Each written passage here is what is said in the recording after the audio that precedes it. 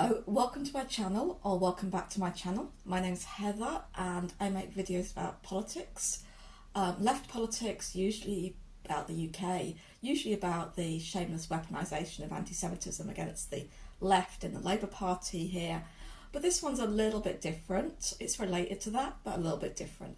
It's about the allegations of rape against Russell Brand, and specifically about the way in which some people on the left, who I think of as my political allies in lots of the struggles that I'm involved in, that I make videos about, that I'm an activist in, reacted really differently in ways that really upset me and troubled me. So I'm going to start with the allegations. These were made in a Channel 4 documentary, Dispatches programme, and they were made in an article in the Times newspaper, and they are allegations from 4 women. I'm going to tell you why I find these credible and why I think Russell Brand is overwhelmingly likely to be guilty. So there are 4 women. It's unusual that you get that many women coming forward. When you do, if there's a pattern in their allegations, that evidence is a kind of pattern of behaviour, I think that makes it more likely, and there definitely is in this case. And then the other thing is that they all have, so the other thing that you kind of tend to judge rape allegations by is if there's kind of contemporaneous evidence. So if they talk to people at the time to say they'd been raped by the person they're now accusing, particularly when there's been a long gap. In all these cases, there is that. And in one case, there's very, very strong contemporaneous evidence. She went to a rape crisis centre. She has messages from Russell Brand which back up her side of the story, rather than his, which is just a flat-out denial that any of the sex he had with anybody was not consensual. And she also went to a therapist and talked about the allegations. She was kind of trying to decide whether or not to report them. In addition, this is the result of a 4-year investigation by journalists. It's very difficult to publish allegations like this in the UK without making yourself subject to libel laws. Our libel laws are much stricter than in other countries, so it would be easier to make these allegations, for example, in the US with less evidence. So these things will have had to have gone through a legal team at the newspapers to defend against that possibility, because of course Russell Brand has the money to take this to a court of law should he wish.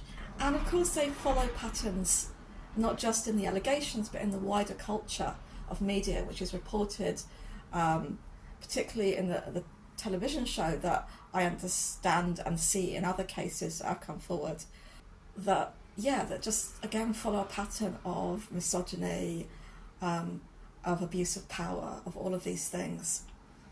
So yeah, I believe these allegations, and this is difficult. I mean, I was a huge fan of Russell Brand.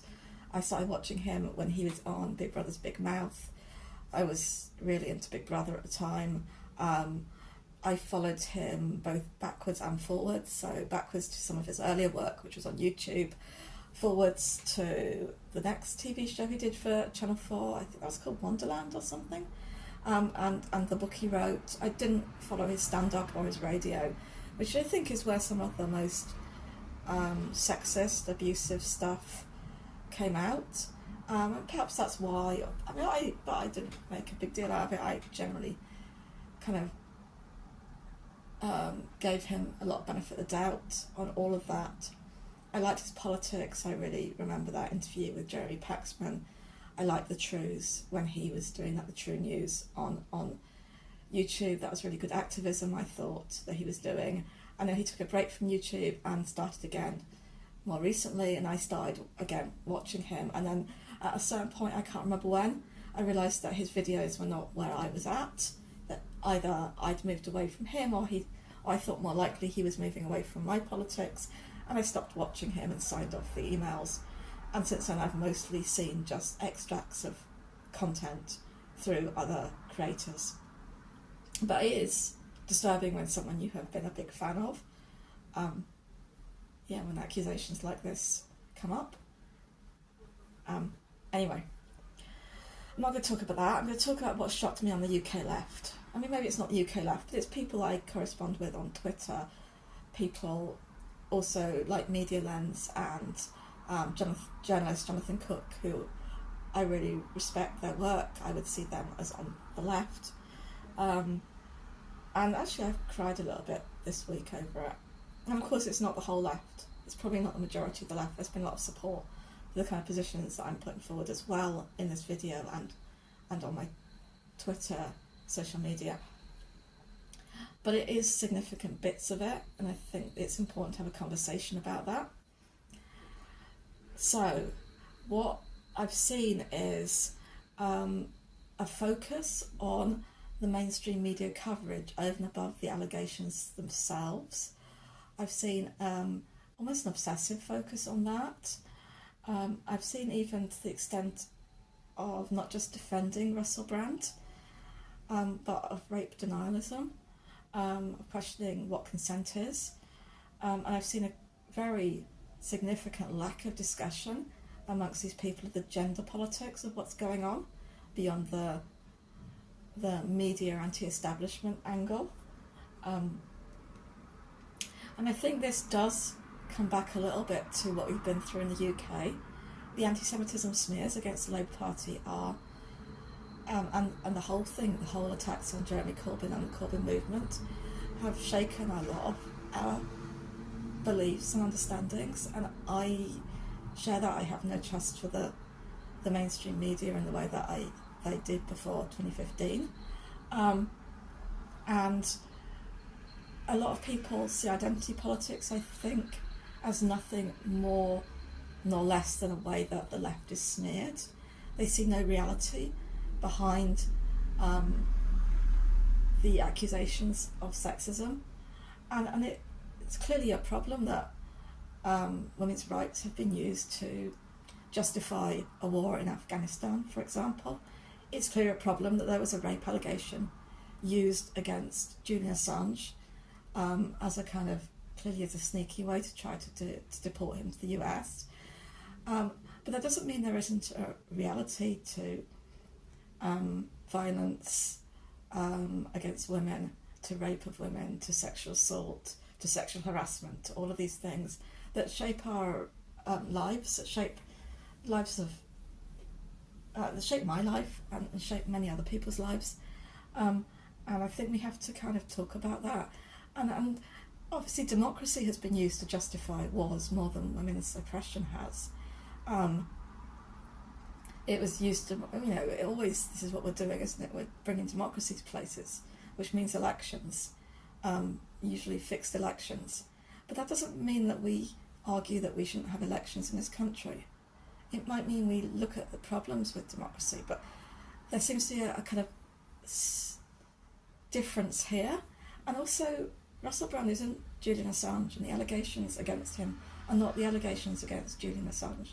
Not all allegations are the same, not all people are the same. And we need to kind of be able to, I think we need to be able to look at these as they are. So I did post a response online on my Twitter, specifically to the Media Lens tweets on this, and it got some really good support. But it also didn't seem to settle the matter. It seemed to generate more discussion with people who were defending Brand, and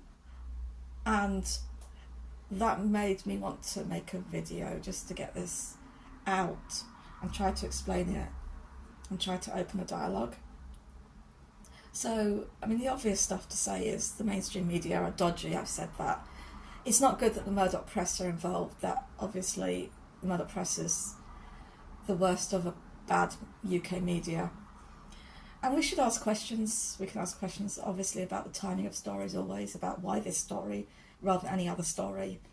But there's something else happening here.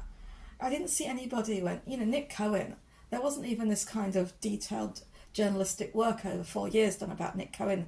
I didn't see that kind of defence of Nick Cohen from the left.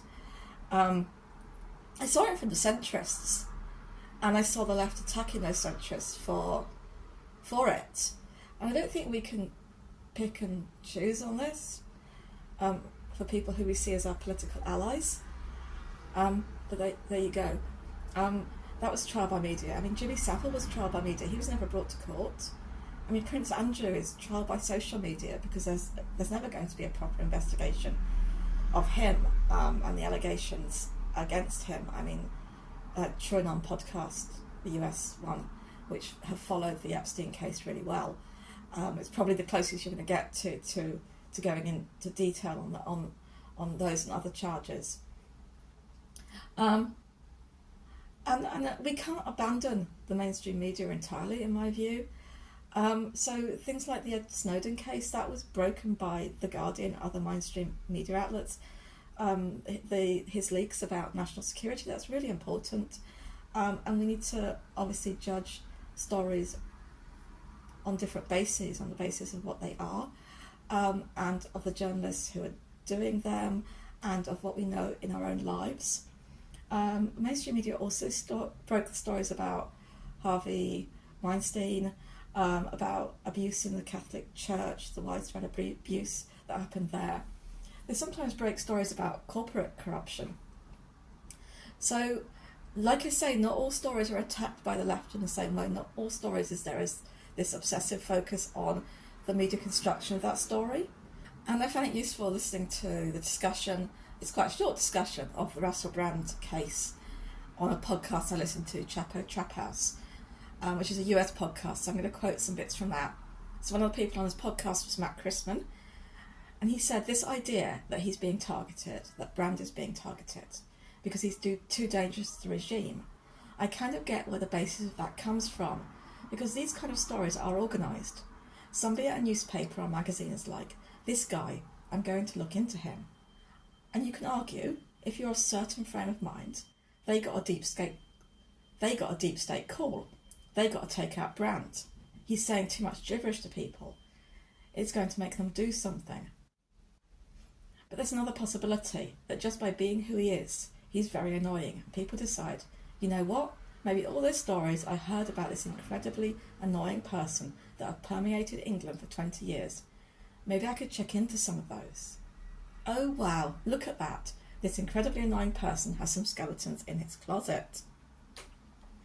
So then Felix Biederman, another person on the podcast, adds in. He says, well, Russell Brand, he's not in anymore. It's easier to do a story when he's not in movies anymore. That part is certainly true. But it's like, do you think they were lying when they planted the seed of this story 20 years ago? I think that's a really good point. I mean, like, none of these women knew that in 20 years' time, journalists were going to be coming to them, asking them about this. And yet there are contemporaneous evidence. And then Matt Chrisman comes back in, he says, yeah, it's easier now than it was, because he's not protected, he's not part of movies. But someone in the media still has to decide to do the story. And to quote him, that process, that is an inevitable part of any journalistic conveyor belt, that is completely compromised. There is no collective faith in that process anymore. So there's no collective assimilation of any story anymore, because your pre-existing relationship to the subject of the story determines your analysis of the process you found out about. So pre-existing relationships to subjects, we always bring those, right? So I'll put some examples in the description below this video where you can really see that stuff playing out, a couple of films. But probably the best example is, and the most painful in lots of ways, is the Rodney King video.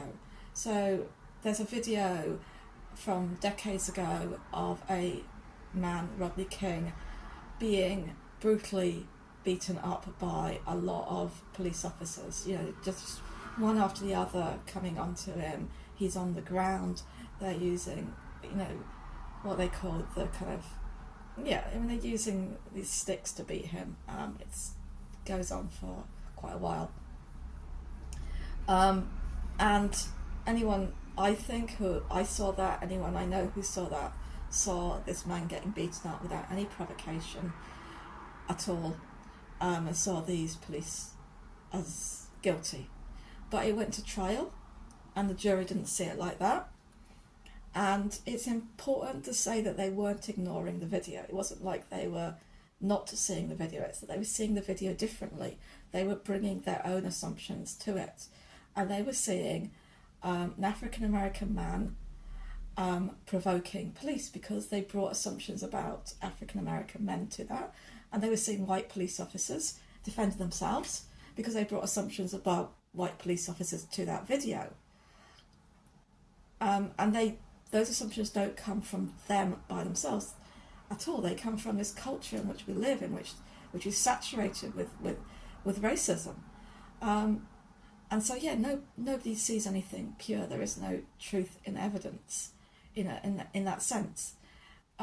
Its meaning comes out of the ways, the resources we bring to it, the cultures we bring to it, and often those resources and cultures are seeped in racism, misogyny, and so on. But I do think Matt is correct in saying this has taken a different spin in relation to the media because of this widespread mistrust that I share of the mainstream media. And so what happens is people's pre-existing relationships, the subject of a story, then shapes how they see that process. So how much they go back into, how much they question it, how obsessively they focus on why this story, not any other story, how obsessively they focus on the timing, the intricacies of the journalistic process. And in this case, the subject of the story is rape. And so I think what it reveals is about some people's pre-existing relationship to rape. So I'm going to start with the attitude to the women. And a lot of people are saying, who are saying, well, I think are problematic things about the women who are making these allegations, are saying don't rush to judgment in relation to Russell Brand, but are themselves rushing to judgment of these women. So I'm going to just read you a couple of tweets and talk about those. Now, these are not tweets I had to search out. These are tweets replying to me speaking about rape. So one of these is asking a question. Women never consent in the here and now and then change their minds 10 years later when the possibility of, in inverted commas, compensation rears its attractive visage, or they realise they were conned. Well, actually these women said when they were raped that they were raped. They didn't report it, but they did that. And this is just horrible. This is saying these women are just out for money. I mean, this is a really difficult process. They took part in a documentary newspaper article. I don't see a problem with them receiving some money. I don't know how much they received. I don't see why that's relevant. I don't see how any amount of money would motivate you to put yourself on the firing line, as they have, to have your story spoken about over and over again, to have your credibility questioned, to have the possibility of your identity revealed. In one case, the woman is out about her identity. 3 of them wanted that protected. This is so misogynistic in my view. This is all about women are just schemers who lie to damage men. Okay, another one. Replying to one of my tweets about contemporaneous evidence. So she did a rape kit and never involved police, so I believe her. But why now? What's going on for her to come forward now? She could have saved others, but chose not to until now. In capital letters, why? I find her guilty of not preventing more women from becoming fresh meat. I think this shows a real lack of empathy with the women.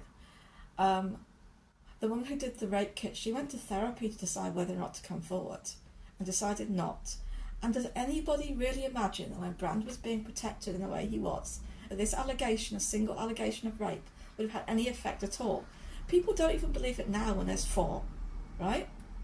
And when he's no longer got in the media in the same way. There's questioning of all these allegations. They would never have secured a prosecution, right? Rape has been effectively decriminalised in this country. Each year of the rapes that are reported, which is the vast majority of rapes are not reported, but of those that are reported, nearly 99% of them, that nothing happens, there's no conviction. It's just 1 point something % when you get a conviction.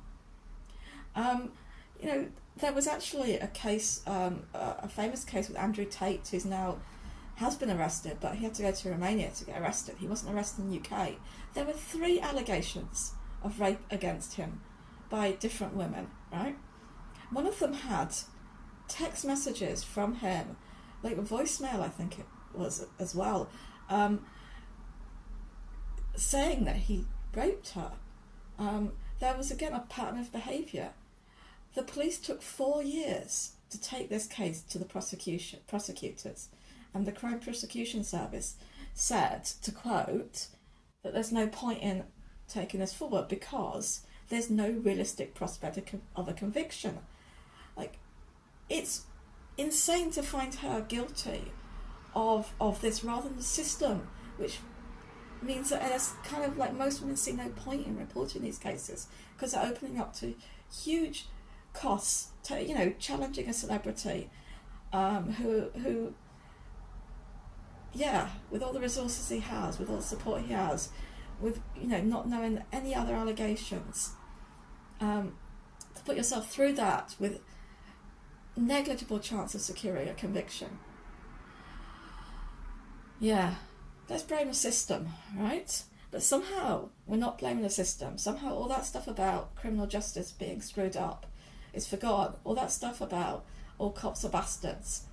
All that stuff about how, you know, do you remember Sarah Everard, who was murdered by police? The police rape and murder women, right? Studies repeatedly show that things like domestic violence is higher amongst police officers than it is amongst the wider population. So I don't understand the people who are saying, oh, we should really try these things in the court of law. Of course we should.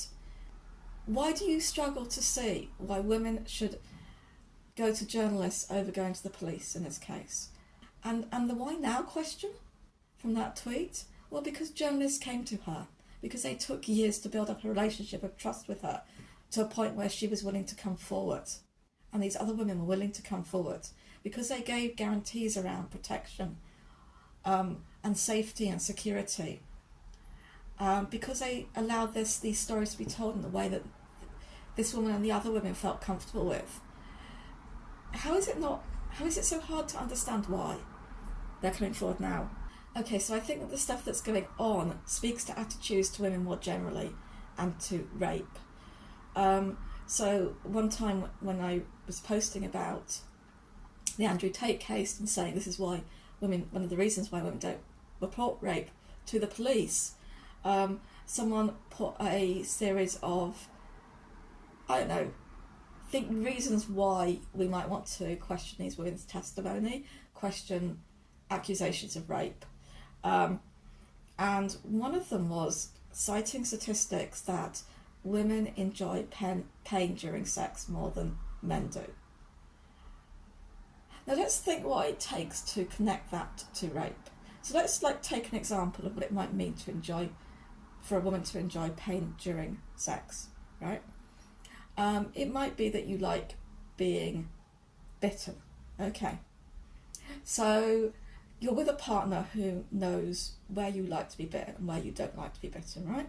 You're with a partner who knows when you might want to be bitten and when you don't want to be bitten, and how much, what pressure to apply. And you're with a partner to whom you can say no or otherwise stop them as soon as you don't want that to happen, if you don't want that to happen at a certain point while you're having sex. And that partner knows that, and they feel comfortable doing that because they know that you have that relationship where consent is being, is not something which is just agreed at the start. You start having sex and then there's never any kind of consent. Consent is something which is ongoing while you're having sex, and that at any point where you or they don't want something, that you communicate that and the other person respects that and stops doing it.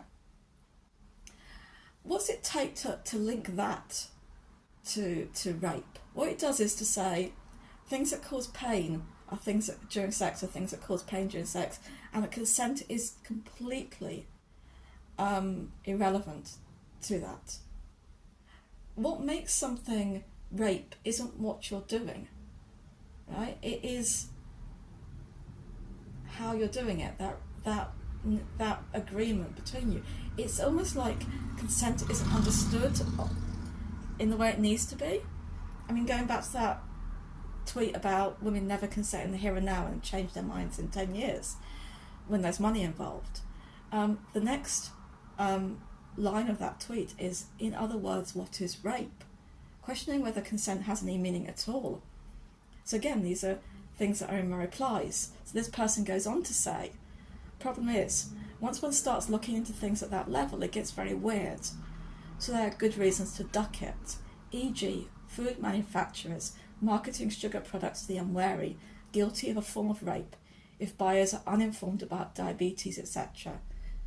So no informed consent.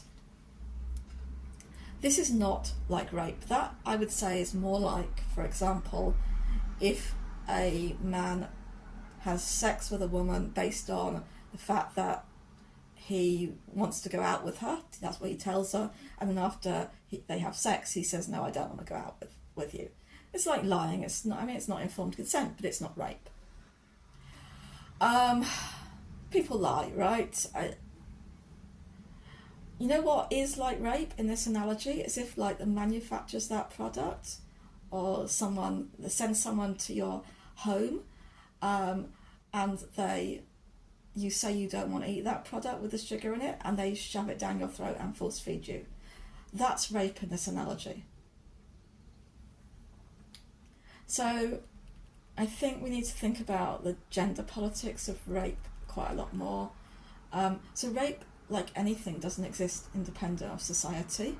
I'm a sociologist, obviously I have to think that, otherwise I have to quit my job. But for most of our history, rape hasn't existed, in the sense that when women had sex with men and didn't want to have sex with men, they couldn't understand. There was no category of rape to understand it as something which shouldn't happen, something that's a crime. It was just a part of life, right? It was understood differently. It took a feminist movement to make rape into something which is a problem, to recognise this as an experience which is part of women's oppression, which is part of the way women are controlled, which is part of the structural violence against women.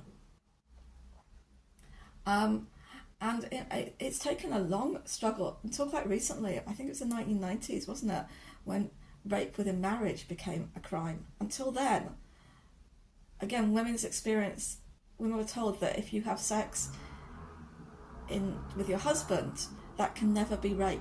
You can never withdraw consent for that. That's shocking, right? And it's notable that all of these examples or allegations of rape against Russell Brand are by women who had consensual sex with him previously.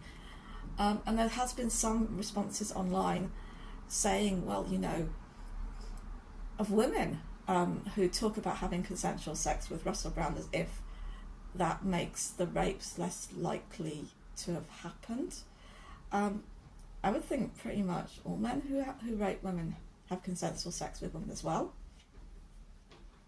I don't understand why that's even coming up. I mean, I do understand because it's misogyny, right? And there is a wider culture within which rape exists. Again, we have to look to the feminist movement, the gender politics and the struggles and the grassroots that have exposed this and helped us speak about it. But there's a culture in which I think men are allowed to feel entitled to women, and I think that aspect of the documentary was very powerful. There's Russell Brand making jokes about women in public and in private, which are abusive, which the women say they don't want. There's staff in his programs who were securing women's phone numbers for him. They were sent round to audience members to collect details to feed back to Russell so that he could approach them for sex.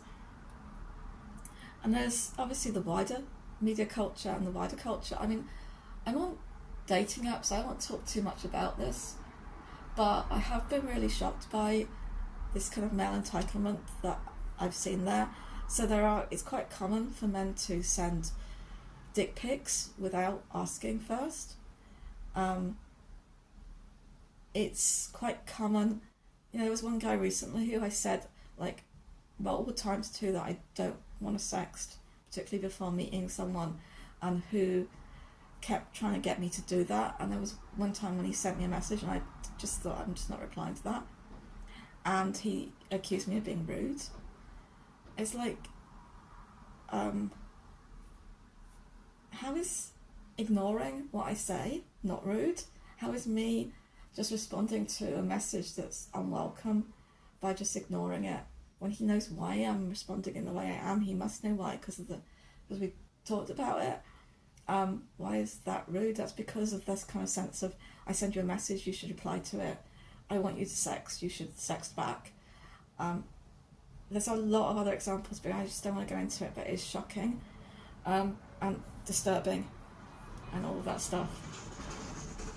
And I was troubled by, for example, I haven't got into the examples like the Jonathan Cook article that I'm really and other things that I'm responding to, but I think I don't have to, but I will quote one bit from Jonathan Cook, who says the Dispatches programme appears to have intentionally conflated long-standing and well-known bad boy behaviour with far more serious, potentially criminal allegations.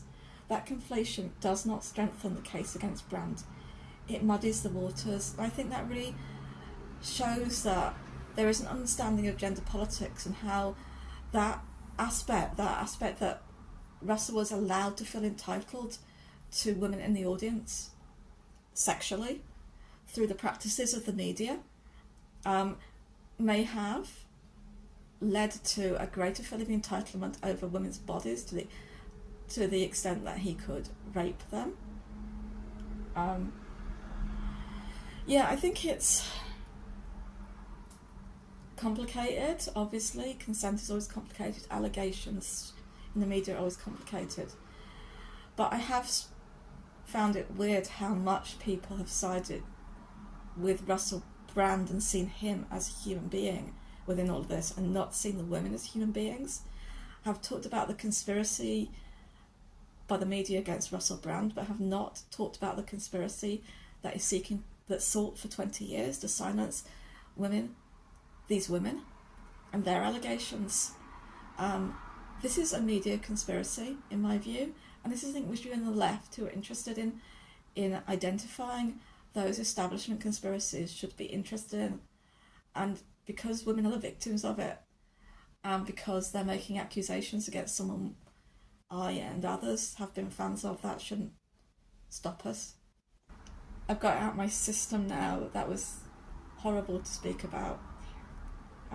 I hope that everyone has a good day. I hope this can open up a conversation about rape.